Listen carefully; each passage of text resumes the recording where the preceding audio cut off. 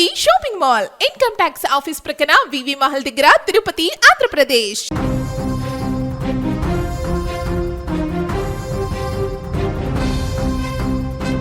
Yes, దాదాపుగా 36 నుంచి 37 రోజుల పాటు జరిగినటువంటి ఇరాన్ యుద్ధానికి ఇవాళ రాత్రి ఒక పెద్ద ముగింపు పలకబోతుంది అనేది అమెరికా అధ్యక్షుడు డొనాల్డ్ ట్రంప్ ఇచ్చినటువంటి స్టేట్మెంట్ బట్టి ఇప్పుడు ప్రపంచం అంతా కూడా పెద్ద ఎత్తున ఒక డిస్కషన్ చేస్తుంది.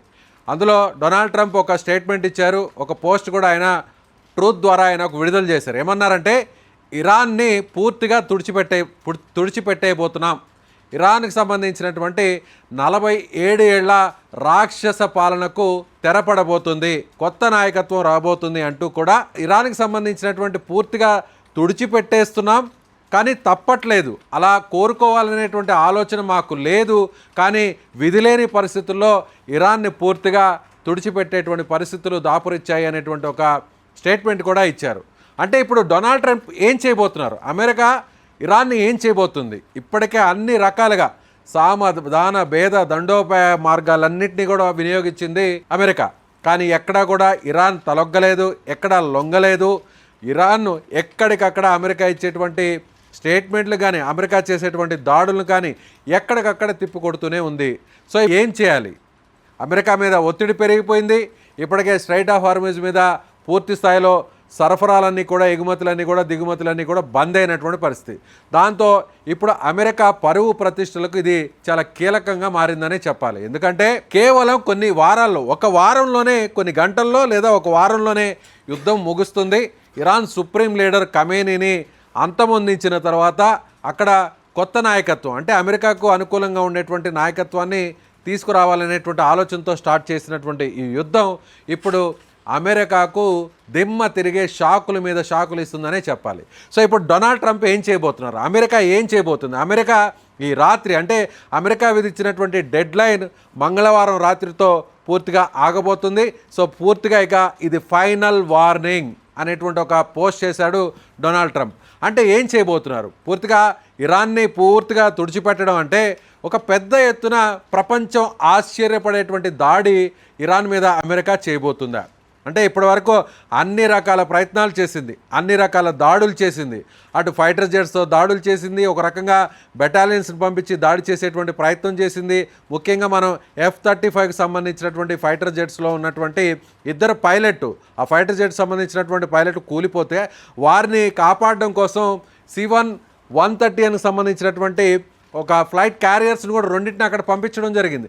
అలాగే హెలికాప్టర్స్ కూడా పంపించడం జరిగింది. ఇంత పెద్ద ఎత్తున దాదాపు ఒక 200-300 మంది దళాలను అక్కడ పంపించారంటే దీని వెనక ఒక పెద్ద వ్యూహం ఉంది అనేది అర్థమైంది. అంటే అక్కడ ఉన్నటువంటి ఇరాన్లో ఉన్నటువంటి యురేనియాన్ని సేకరించడం కోసం ఒక ప్లాన్ వేసింది అమెరికా, కానీ అది విఫలమైంది. అక్కడికే వెంటనే ఇరాన్ కూడా స్పందించింది, ధీటుగా ఎదుర్కొంది. అమెరికాకు సంబంధించినటువంటి ముఖ్యమైనటువంటి విమానాలను కూడా కూల్చివేయడం జరిగింది.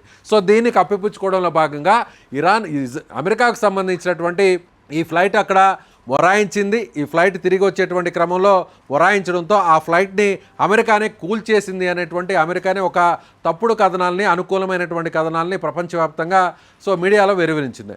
ఈ ఓవరాల్ ఎపిసోడ్ చూస్తే ఇప్పుడు అమెరికా పేక చుట్టూ ఇరాన్కి సంబంధించినటువంటి దాడులు చుట్టుకున్నాయనేటువంటి విషయం మనకు తెలిసిందే. సో ఇక అమెరికా ఇరాన్ని లొంగ తీసుకోవడం సాధ్యపడదు. చర్చల ద్వారా లొంగ తీసుకునేటువంటి పరిస్థితులు ఎక్కడా కనిపించట్లేదు. దౌత్యం ద్వారా వేరే దేశాలు చెప్పినా కూడా ఇరాన్ను వినేటువంటి పరిస్థితులు ఎక్కడ కూడా కనిపించడం లేదు.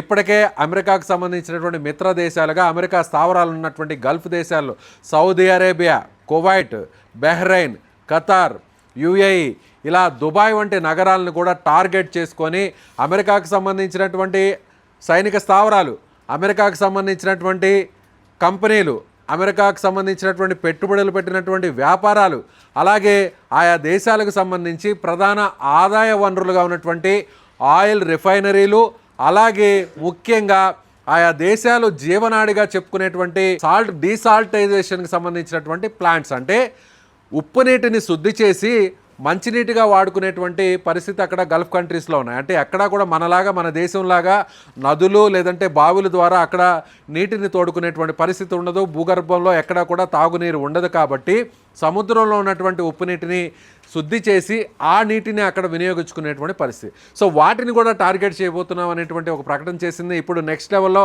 వాటిని కూడా టార్గెట్ చేస్తే ఇప్పుడు గల్ఫ్ దేశాల్లో అక్కడ తాగునీరు కూడా దొరికేటువంటి పరిస్థితి లేదు. కాబట్టి ఏమాత్రం ఇరాన్కి అవకాశం ఇవ్వకుండా పెద్ద ఎత్తున దాడి చేయాలి. సో ముఖ్యంగా చూసినట్లయితే జపాన్లో ఉన్నటువంటి అమెరికాకు సంబంధించినటువంటి సైనిక బలగాల్ని వేల సంఖ్యలో ఇక్కడికి తీసుకురావడం కోసం 2 వారాలు తాత్కాలిక బ్రేక్ ట్రంప్ ఇచ్చారనేది అందరూ అంచనా వేశారు. కానీ ఇప్పుడు అక్కడ వేల సంఖ్యలో జపాన్లో ఉన్నటువంటి అమెరికా బలగాల్ని ఇప్పటికిప్పుడు తీసుకొచ్చి ఇరాన్ మీద దాడి చేసేటువంటి ప్రయత్నం జరగట్లేదు. కానీ కొన్ని వేల మందిని కర్గ్ ఐలాండ్లో దింపి అక్కడ ముఖ్యంగా ఇరాన్కి సంబంధించినటువంటి ప్రధాన ఆదాయ వనరుగా ఎక్కడైతే ప్రపంచం మొత్తానికి కూడా ఇరాన్ ఎగుమతి చేస్తున్నటువంటి కర్గ్ ఐలాండ్లో ఉన్నటువంటి చమురు నిల్వలను తాము కైవసం చేసుకుంటే ఆ ఐలాండ్ని ఆ ద్వీపాన్ని తమ కంట్రోల్లోకి తెచ్చుకుంటే ఇరాన్ కంట్రోల్ అవుతుంది, ఇరాన్ తలగ్గుతుంది, ఇరాన్ నెమ్మదిస్తుంది. సో మొత్తం ఇరాన్ని లొంగ తీసుకోవచ్చు అని అమెరికా ప్లాన్ వేసింది. కానీ ఎక్కడా కూడా ఇరాన్ అందుకు వెనకదగినటువంటి పరిస్థితి లేదు. ఇప్పుడు తాజాగా కూడా కర్గ్ ఐలాండ్ నుంచి ఇరాన్ భూభాగంలోకి వస్తున్నటువంటి బ్రిడ్జెస్ మీద టార్గెట్ చేసింది. అక్కడ ఉన్నటువంటి రైల్వే లైన్ను కూడా కూల్చివేసింది అమెరికా. సో పూర్తిగా కర్గ్ ఐలాండ్ నుంచి ఇరాన్కి సంబంధించినటువంటి మిగిలినటువంటి భూభాగానికి ఉన్నటువంటి ట్రాన్స్పోర్టేషన్ కూడా కట్ చేసేటువంటి ప్రయత్నం చేసింది. సో ఇప్పుడు ఓవరాల్గా చూసినట్టే ఇరాన్ ఎంత నష్టపోతుందో అదే స్థాయిలో గల్ఫ్ కంట్రీస్కి సంబంధించినటువంటి దేశాలు కూడా దాదాపుగా నష్టపోయినటువంటి పరిస్థితి. దుబాయ్ పూర్తిగా అక్కడ ఉన్నటువంటి వ్యాపారం సంబంధించినటువంటి అన్ని లావాదేవీలు నిలిచిపోయాయి. అదేవిధంగా గల్ఫ్ కంట్రీస్లో ముఖ్యంగా ఏదైతే ఆయిల్ను ఎల్పిజిని ఎగుమతి చేసేటువంటి రిఫైనరీస్ను కూడా టార్గెట్ చేసింది. వాటిని కూడా పేల్చివేసినటువంటి పరిస్థితి ఇరాన్ మనం చూసాం. సో ఇప్పుడు డొనాల్డ్ ట్రంప్ ఈ రాత్రికి ఏం చేయబోతున్నారు? ఇరాన్ మీద ఒక పెద్ద దాడి చేయబోతున్నారు. అది ఏ దాడి అనేది ప్రపంచం ఇప్పుడు ఎక్కడ కూడా చెప్పలేనటువంటి పరిస్థితి. అంటే అత్యంత పవర్ఫుల్ వెపన్స్, న్యూక్లియర్ వెపన్స్ కూడా ఉన్నటువంటి నెంబర్ 1 కంట్రీగా మనం చెప్పుకునేటువంటి దేశం అమెరికా. యుద్ధంతోనే మొత్తం తన దేశానికి సంబంధించినటువంటి ఆదాయ వనరుల్ని ప్రపంచంలో సృష్టించుకునేటువంటి దేశం అమెరికా. ఒకవేళ ఈ యుద్ధంలో అమెరికాకు సంబంధించి ఓడిపోయింది అనేటువంటి ఒక మాట మొత్తం ప్రపంచ దేశాల ముందు వస్తే అది అమెరికా పరువు ప్రతిష్టలతో పాటుగా అమెరికా దేశానికి సంబంధించినటువంటి ఆర్థిక ప్రయోజనాల మీద కూడా దెబ్బ కొడుతుంది. కాబట్టి అమెరికా ఇక ఇరాన్ని ఏమైనా చేయడానికి ఇప్పుడు చాలామంది అందరూ కూడా అంచనా వేస్తున్నారు. జపాన్ మీద ఆ రోజు 2వ ప్రపంచ యుద్ధంలో జపాన్ ఇదే అమెరికా మీద దాడి చేసినటువంటి క్రమంలో జపాన్ని దెబ్బతీయడం కోసం హిరోషిమా నాగసాకి మీద అణుబాంబులు వేసినటువంటి పరిస్థితులు మనం చూసాం. దాదాపుగా కొన్ని దశాబ్దాల పాటు ఆ ప్రాంతంలో ఒక్క చిన్న జీవనాడి కానీ ఒక చిన్న మొక్క కూడా మొలిచినటువంటి పరిస్థితులు లేవు. సో ఇప్పుడు అమెరికా ఇరాన్ మీద అలాంటి దుస్సాహసానికి ముందుకు వచ్చేటువంటి అవకాశం కూడా లేకపోలేదు అనేటువంటి ఒక చర్చ జరుగుతుంది. ఒకవేళ అదే జరిగితే దానికి కూడా ఇరాన్ ముందుగానే ఒక కౌంటర్ కూడా ఇవ్వడం జరిగింది. మా మీద అణుదాడి జరిగితే, మా యురేనియం ప్లాంట్స్ని పేల్చివేస్తే, మా ద్వారా మా భూభాగం నుంచి వచ్చేటువంటి రేడియేషన్ అది పొరుగున ఉన్నటువంటి అమెరికా మిత్ర దేశాలుగా ఉన్నటువంటి గల్ఫ్ దేశాలకు కూడా ఆ రేడియేషన్ పాకుతుంది. అంటే దాదాపుగా 2000 కిలోమీటర్ల వరకు కూడా ఈ రేడియేషన్ పాకేటువంటి అవకాశం ఉంది. సమీపన మన దేశానికి పొరుగున ఉన్నటువంటి అలాగే ఇరాన్కి సంబంధించి కూడా పొరుగున ఉన్నటువంటి పాకిస్తాన్కు కూడా ఈ రేడియేషన్ అంటే 200 కిలోమీటర్ల దూరం కూడా ఇది పాకేటువంటి అవకాశం ఉంది అనేది కూడా ఇరాన్ స్పష్టం చేసింది. కాబట్టి ఇప్పుడు అంతటి సాహసానికి అమెరికా ఒడిగట్టేటువంటి అవకాశం ఉందా లేదా అనేది కూడా మనకి క్లారిటీ రావాల్సినటువంటి అవసరం ఉంది. కానీ రాత్రి మాత్రం ఒక భయానకమైనటువంటి దాడి జరగబోతుంది. మునిపెన్నడు కూడా ఎవ్వరు ఊహించినటువంటి దాడులు చేస్తాము అనేటువంటి ఇది ఫైనల్ అనేటువంటి ఒక స్టేట్మెంట్ ఇచ్చాడు డొనాల్డ్ ట్రంప్. ఇక్కడ ఇంకొక విషయాన్ని కూడా చెప్పాలి. అయినా కూడా ఫైనల్ ఈ రాత్రి తర్వాత ఎప్పుడూ చూడని విధంగా పెద్ద దాడి ఉండబోతుంది, ప్రపంచం ఆశ్చర్యపోయేటువంటి ఒక అటాక్ ఉంటుంది అనేది చెప్పినటువంటి ట్రంప్కి ఏమాత్రం బెదరలేదు, ఏమాత్రం లొంగలేదు, ఏమాత్రం భయపడలేదు. అంతకు మించి అన్నట్టుగా ఇప్పుడు వెంటనే ఇరాన్ అధ్యక్షుడు కూడా ఒక స్టేట్మెంట్ ఇచ్చాడు. ఏమని ఇచ్చారంటే పెజెష్కియన్, మేము మొత్తానికి సిద్ధమయ్యాం. మా దేశంలో ఉన్నటువంటి 14 కోట్ల మంది జనాభా మొత్తం ప్రాణాలు వదలడానికి కూడా సిద్ధం. మా ఆత్మాభిమానాన్ని చంపుకోవడానికి ఇరానీయులు సిద్ధంగా లేరు, ఇరాన్ దేశ ప్రజలు సిద్ధంగా లేరు. అవసరమైతే కూడా ఒక ఇరాన్ దేశానికి సంబంధించినటువంటి అధ్యక్షుడిగా ఉన్న తాను ప్రాణత్యాగానికి కూడా సిద్ధంగా ఉన్నాను అంటూ ఆయన ఒక స్టేట్మెంట్ ఇచ్చారు. అమెరికా బెదిరింపులకు, అమెరికా బుడ్డ బెదిరింపులకు మేము ఏమాత్రం జంకం బెదరం. మరొక మా స్టేట్మెంట్ కూడా ఇక్కడ కీలకంగా ఇచ్చారు. ప్రపంచంలో ఎక్కడైనా కూడా దాడులు చేసేటువంటి సామర్థ్యం ఉన్నటువంటి దేశంగా ఇప్పుడు ఇరాన్ ఉంది. మీరు ఎవ్వరు మునుపు ఎన్నడూ చేయనటువంటి వెపన్స్తో మిసైల్స్తో దాడికి మేము సిద్ధంగా ఉన్నాము అనేటువంటి విషయాన్ని కూడా చెప్పింది. అంటే ఇప్పటి వరకు కూడా ఇరాన్ దగ్గర కేవలం 2000 కిలోమీటర్ల దూరం ప్రయాణించి ఆ లక్ష్యాలను మాత్రమే టార్గెట్ చేయగలిగినటువంటి క్యాపబిలిటీ ఉన్నటువంటి దేశంగా అందరికీ ప్రపంచానికి తెలుసు. కానీ ఇటీవల దాదాపు 4000 కిలోమీటర్ల దూరంలో ఉన్నటువంటి మిసైల్స్ని ప్రయోగించి టార్గెట్ను కూడా ఛేదించగలిగినటువంటి సత్తా సామర్థ్యాలు తమ దగ్గర ఉన్నటువంటి ప్రయత్నం కూడా చేసింది ఇరాన్. ఇప్పుడు చైనా, రష్యా ఈ రెండు దేశాలు కూడా ఇరాన్ వెనుకున్నటువంటి విషయం పరోక్షంగా మనకు తెలిసిందే. ఎందుకంటే అమెరికాకు సంబంధించినటువంటి ఫైటర్ జెట్స్ను, అమెరికాకు సంబంధించినటువంటి కీలకమైనటువంటి యుద్ధ విమానాలను అవలీలగా కూల్చేస్తుంది ఇరాన్. దాదాపుగా 36 రోజుల్లో 40కు పైగా విమానాలను, అమెరికాకు సంబంధించినటువంటి విమానాలను కూల్చేసింది. అంటే దీని వెనక ఖచ్చితంగా రష్యాకు సంబంధించినటువంటి S-500 ఎయిర్ డిఫెన్స్ సిస్టమ్ ఉంది. కాబట్టి పూర్తి స్థాయిలో ఇరాన్కు అటు వెపన్స్, మిసైల్స్, అలాగే రాడార్ సిస్టమ్, అలాగే ఇప్పుడు యాంటీ ఎయిర్ డిఫెన్స్ సిస్టమ్ కూడా ఇరాన్, రష్యా, చైనా సపోర్ట్ చేస్తుంది. కాబట్టి అమెరికాకు ఇక ఈ 3 దేశాలు చుక్కలు చూపిస్తున్నాయి. కాబట్టి ఎలాగైనా సరే ఇరాన్ను పూర్తిగా వినాశనానికి గురి చేసి ఇరాన్ను తుడిచిపెట్టడమే ఇక తరువాయి భాగం అనేటువంటి ఒక డెసిషన్కి అమెరికా వచ్చింది. అందులో భాగంగానే ఇప్పుడు ట్రంప్ ఈ స్టేట్మెంట్ ఇచ్చారనేది కూడా అందరూ కూడా అంచనా వేస్తున్నారు. కానీ మళ్ళీ ఇప్పుడు ట్రంప్ యూటర్న్ తీసుకుంటారా? ఈరోజు ఒక స్టేట్మెంట్ చేస్తే రేపు ఒక స్టేట్మెంట్, ఆ మర్నాడు ఒక స్టేట్మెంట్, ఇలా వరుసగా ట్రంప్ ఇచ్చేటువంటి స్టేట్మెంట్స్కు పొంతం లేనటువంటి విషయాన్ని మనం చూస్తూనే ఉన్నాం గత కొన్ని నెలలుగా. ఇప్పుడు తాజాగా కూడా ట్రంప్ ఇచ్చినటువంటి స్టేట్మెంట్ కేవలం ఇరాన్ని బెదిరించడం కోసమేనా, ఇరాన్ని మరింత లొంగదీసుకునేటువంటి ప్రయత్నంలో భాగంగా ఒక పాచికను ఆయన వేశారా అనేటువంటి ఒక డిస్కషన్ కూడా నడుస్తుంది. కానీ ఆయన ముందుగా చెప్పినట్టుగా మంగళవారం వరకు డెడ్ లైన్ అన్నారు. ఇక కొన్ని గంటలే మిగిలింది. కాబట్టి మంగళవారం రాత్రి ముగిసిన తర్వాత బుధవారం అంటే సరిగ్గా 12 గంటలు దాటిన తర్వాత ఇక తన దాడిని ప్రారంభించబోతుంది. మునిపెన్నడు చూడనటువంటి పెద్ద దాడిని చేయబోతుంది. అది ఎలాంటి దాడి? ఫైటర్ జెట్స్ని దింపింది, B-2 బాంబర్స్ సంబంధించినటువంటి స్టెల్త్ విమానాన్ని దింపింది, F-35ని దింపింది, అలాగే అమెరికా దగ్గర ఉన్నటువంటి అన్ని వెపన్స్ను కూడా ఇప్పటి వరకు కూడా ఇరాన్ మీద ప్రయోగించింది.